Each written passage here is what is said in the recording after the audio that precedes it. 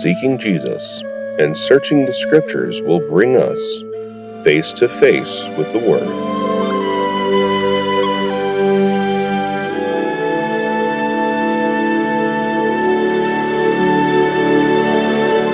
Let's join Lee Eddy on today's search.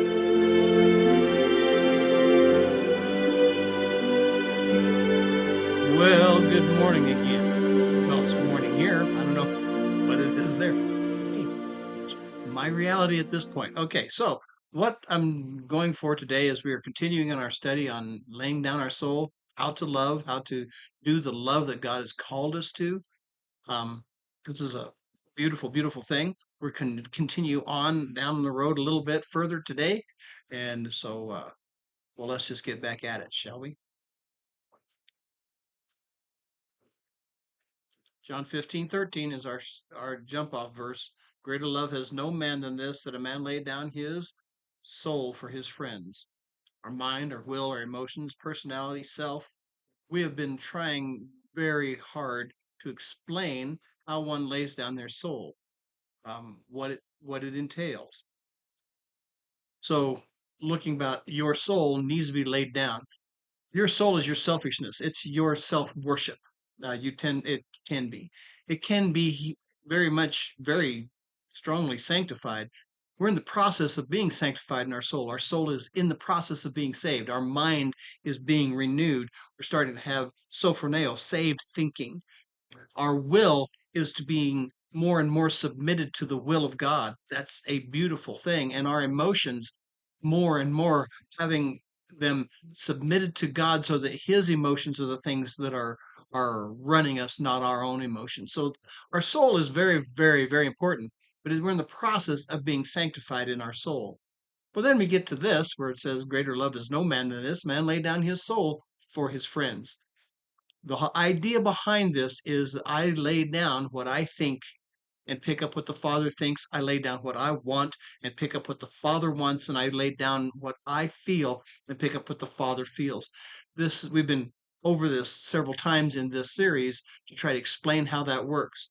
It's vastly important. Well, last time we got to the point where we got to the end of John 13, where Jesus was leaving the Passover heading to Gethsemane, where he is going to truly lay down his soul, where he says, not my will, but yours be done. Very, very strong passage. But on the way, he talks to Peter and, well, he talks to all the disciples, and he gives them some glorification things and then says, I'm leaving. You can't come with me. Then he gives them the huge command that I need you to love one another as I have loved you.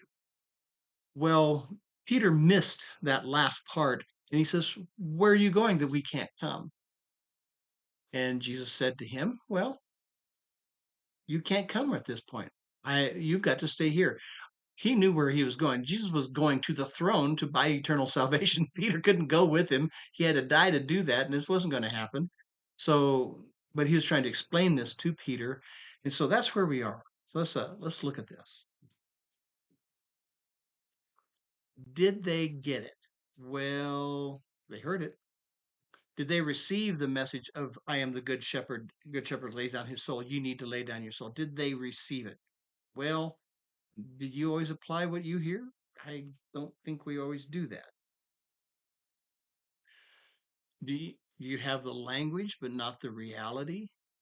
This is a very big question. And so Simon Peter said to him, Lord, where do you go? And Jesus answered him, where I go, you are not able to follow me now, but afterward you shall follow me. Peter said to him, Lord, why am I not able to follow you now? I will lay down my soul for you.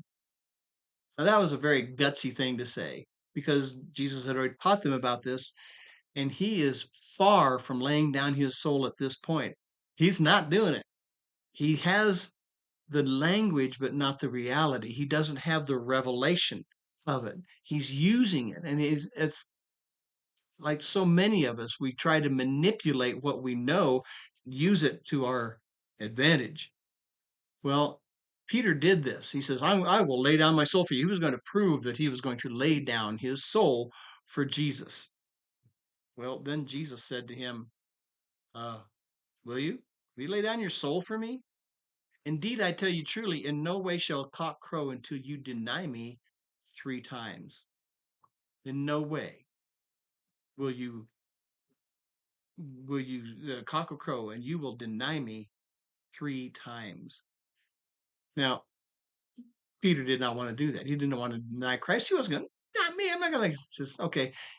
You have a hard time laying down your soul? Let me expose your soul to what it's really have a problem with. Let me expose your soul to how much you worship you. Let me show you just how strong this is. And then we'll talk about laying down your soul. This is a very, very strong thing that happened with Peter, is he went through having to deny Jesus 3 times. I don't know him. I've never known him. I never just deny him. And then seeing him and knowing that no, I don't know him. I don't know him. 3 times. Then he heard the cock crow. Now, at this point, his soul was very, very, very put down. He found out that what he thought wasn't working, what he felt wasn't working, what he wanted wasn't working. So he knew at that point, I'm bad. This is bad news. And he wept. He wept bitterly. This is a very heavy thing. Well, he left. The Bible says that only one of the disciples was there at the crucifixion. And that was John. Where were the rest of them?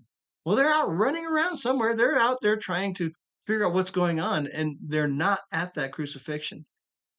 The song "He's Alive" by Don Francisco tells the story pretty strong, even though there's a little glitch in there that is not biblical.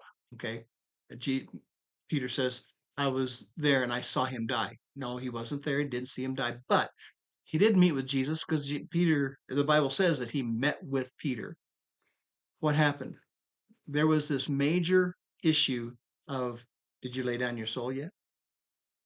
Did you lay down your soul? I think it's important that you understand how much you needed to lay down your soul, how much you needed to. So, laying down our souls, it's God's command, and it is His will. This is what He wants from us. It is requiring a huge cost, really, a huge cost. So, are you not willing to do this yet? Well, what's it going to take? What must you go through to make you willing? Peter had to go through denying Jesus 3 times and having absolute destruction and shame and guilt. What's it going to go through to make you willing? Well, that's a heavy duty question, isn't it? Are you ready for that kind of cost?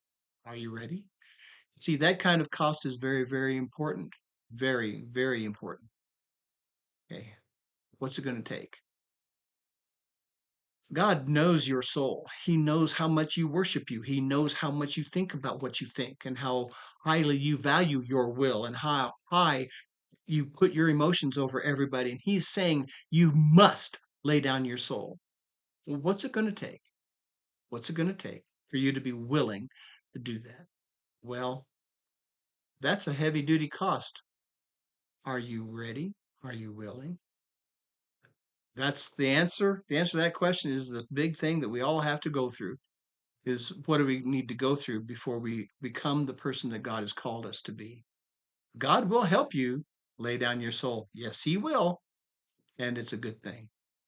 It's not easy, but it is good. You want to talk to me? Talk to me. Come up. We'll discuss this in detail. It's a very, very important thing. And we'll go on from here. This has been a production of Cross and Sword Ministries. Our mission is to bring freedom to people through the studying of the Word and pursuing an ever-growing relationship with Jesus. For more information, or to be part of our ministry, visit crossandswordministries.com.